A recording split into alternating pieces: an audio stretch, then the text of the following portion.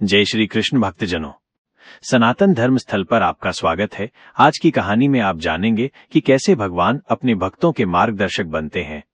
पुराने समय में सूर्य की गति देखकर ही समय का पता चलता था। एक दिन बहुत तेज वर्षा हो रही थी। प्रेमानिधि जी, जो भगवान श्री कृष्ण के परम भक्त थे, वे हर पल अपने ठाकुर जी के बारे में ही सोच रहे थे और इस बात से चिंतित थे कि कहीं मूसलाधार वर्षा के कारण उनकी सेवा में बाधा न पड़ जाए। इसी चिंता के कारण वे रात को सो भी नहीं सके और समय का अनुमान लगाए बिना ही बरसात की घनी काली रात में यमुना जी की ओर चल पड़े। उनके मन में ठाकुर जी का ध्यान था और सेवा के लिए जल लाने के लिए कंधे पर घड़ा। रास्ता कठिन था, हर जगह पानी भरा हुआ था। चलते समय रास्ता दिखाई नहीं दे रहा था। तभी उन्होंने देखा कि एक 7-8 वर्ष का बालक नंगा, कांचनी पहने, हाथ में मशाल लिए उनके पास आया। प्रेमानिधि जी मंद प्रकाश में उसे देखने लगे। बालक ने कहा, बाबा, तुम कहाँ जाना चाहते हो? प्रेमानिधि जी बोले, मैं ठाकुर जी की सेवा के लिए जल लेने यमुना जी की ओर जा रहा हूँ। बालक ने कहा, मैं भी निमंत्रण देने यमुना पार जा रहा हूँ, तुम मेरे पीछे आओ। ये सुनकर प्रेमानिधि जी उस बालक के पीछे चल पड़े। जब वे यमुना जी के तट पर पहुंचे तो बालक उन्हें छोड़कर आगे चला गया।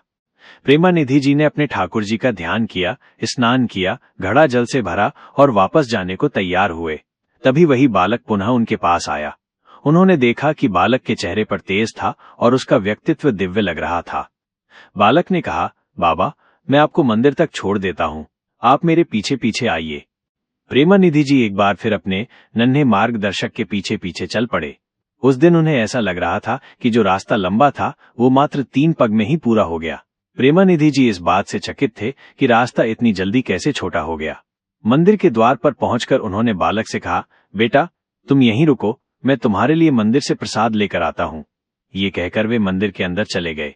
वापस आए तो देखा कि बालक गायब हो गया था। मंगला का समय हुआ। प्रेमानिधि जी गर्भगृह में जाकर देखते हैं कि ठाकुर जी की पोशाक पर मशाल का मीठा तेल व चरणों में मिट्टी लगी है। उस समय उन्हें ज्ञात हुआ कि ठाकुर जी स्वयं उनके मार्गदर्शक बन गए थे, पर मैं अभागा उन्हें पहचान भी न सका। वो सोच भी न सके कि ठाकुर श्याम बिहारी जी महाराज ने स्वयं उनको साक्षात्कार कराया था। कहानी कैसी लगी कमेंट करके जरूर बताएं।